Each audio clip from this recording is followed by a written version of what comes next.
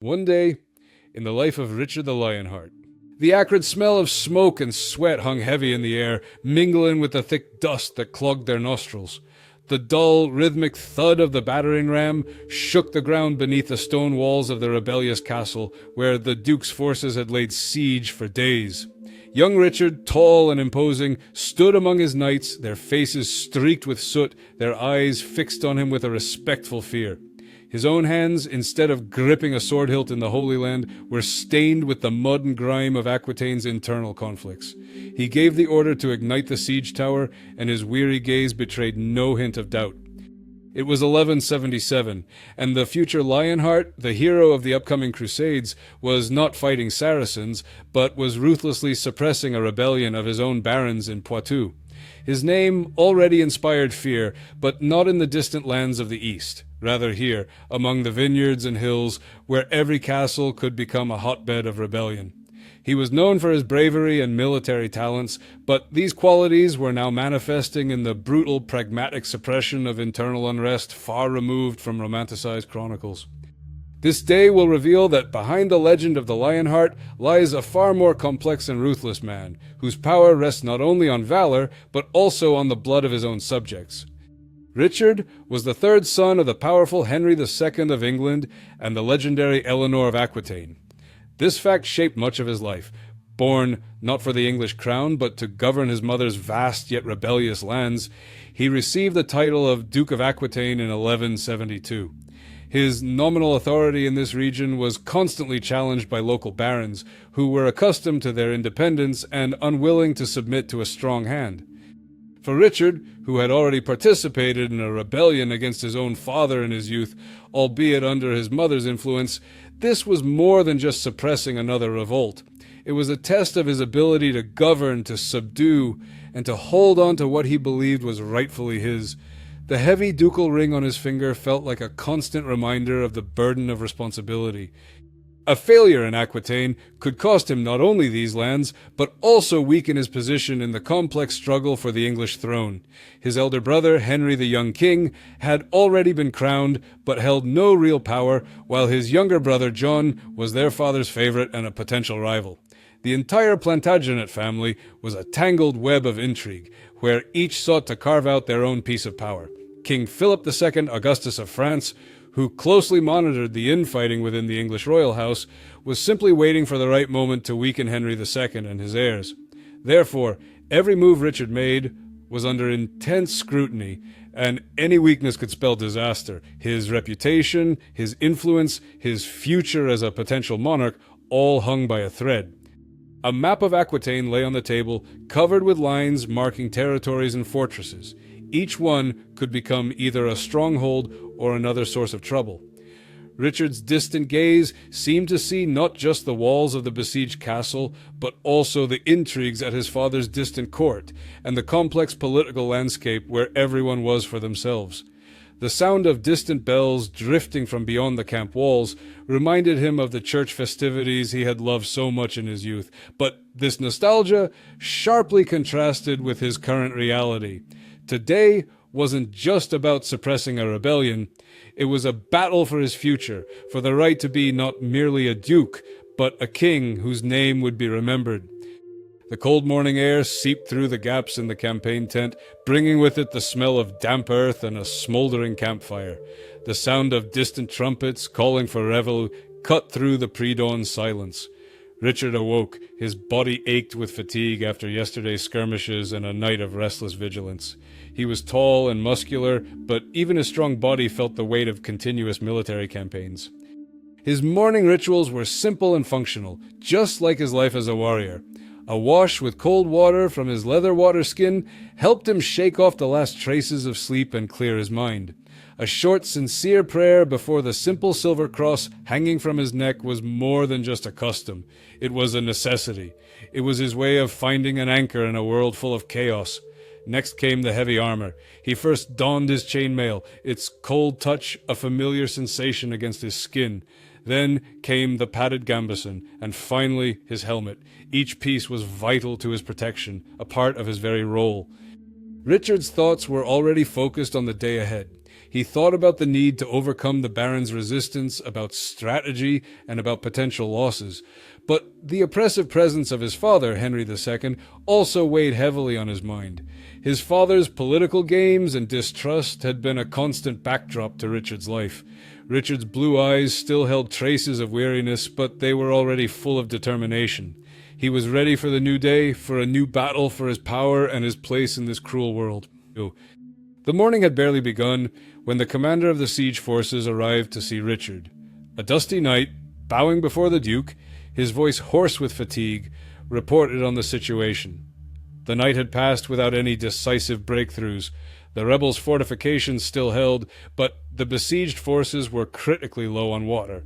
The barons, through an envoy, were offering negotiations, but on their own terms, demanding the preservation of their lands and their personal immunity. The parchment with the rebels' terms, sealed with an unfamiliar seal, lay on the table. Richard knew this could be a ploy, an attempt to buy time, or a true sign of their desperation. His task was clear: to decide whether to continue the relentless siege until the enemy was fully depleted, risking a prolonged conflict and further losses, or to accept negotiations, which could be seen as weakness. If successful, he would definitively solidify his rule in Aquitaine, showing that he tolerated no defiance.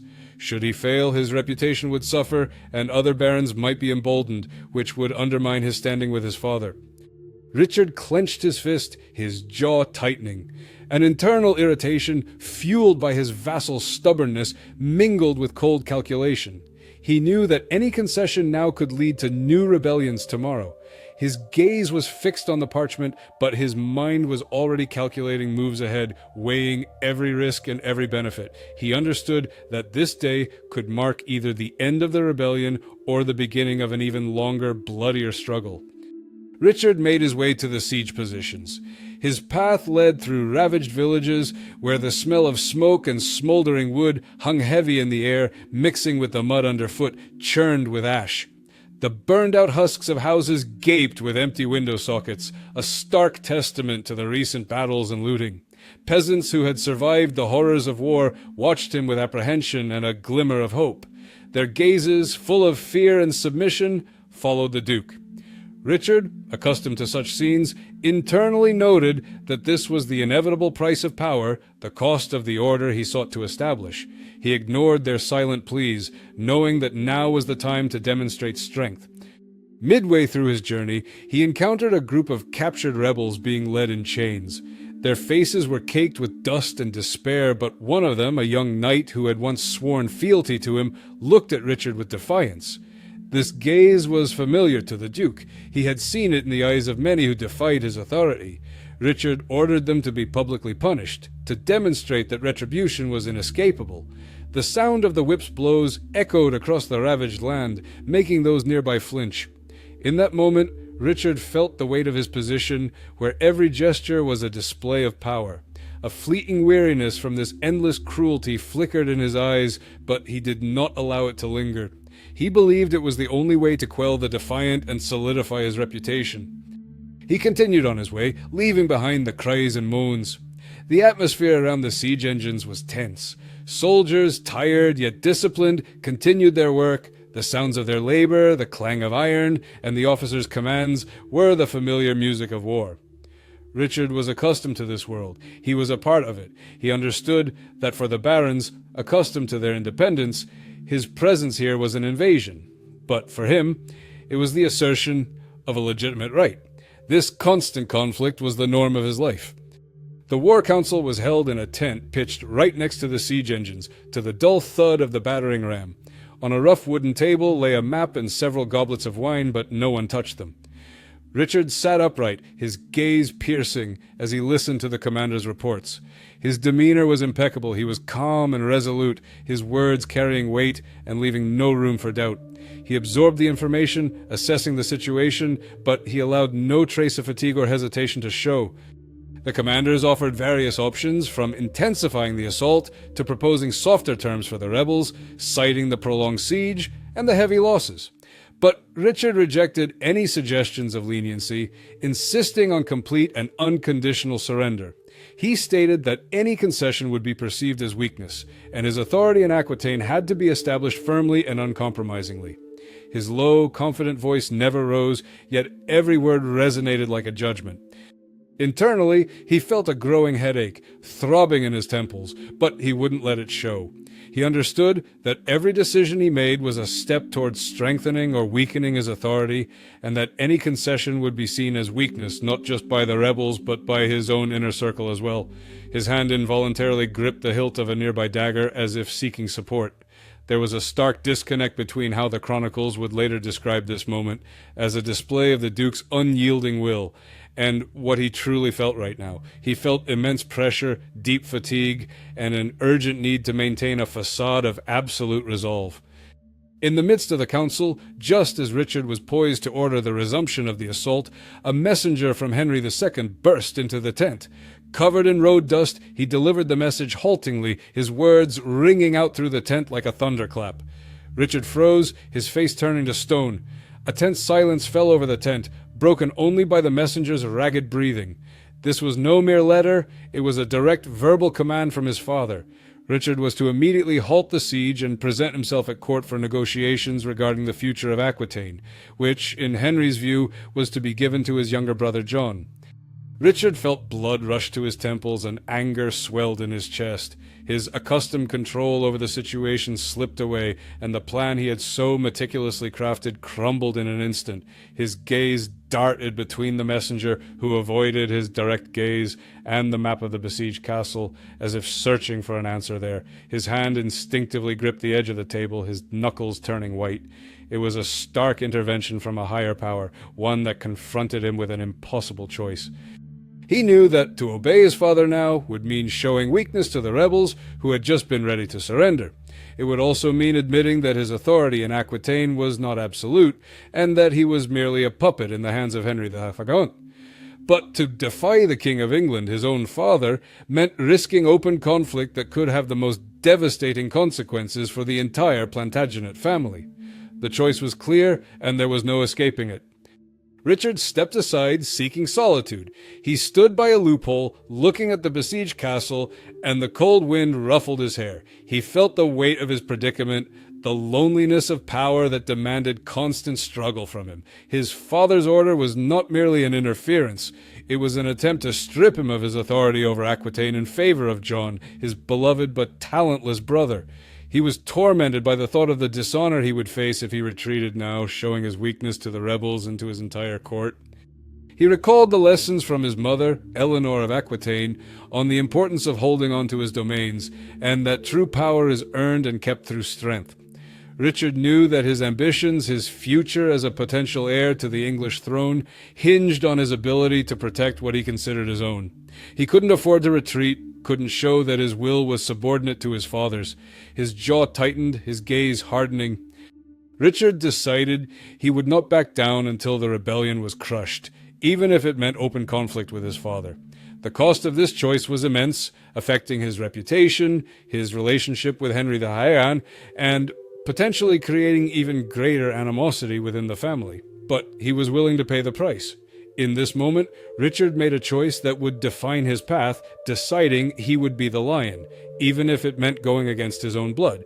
At this moment, he was not just a duke, but a future king, ready to pay any price for his will. By evening, the rebel castle finally fell. The smell of smoke and blood hung heavy in the air as Richard accepted their surrender. His terms were harsh, yet fair by the standards of the time. The barons were forced to swear an oath of loyalty, pay a fine, and demolish sections of their defenses. They were broken, their submission seemed forced, and in their eyes, a mix of defeat and simmering resentment could be read. Richard returned to his chambers, now located within the captured castle. His armor had been removed, but weariness had deeply settled into his bones.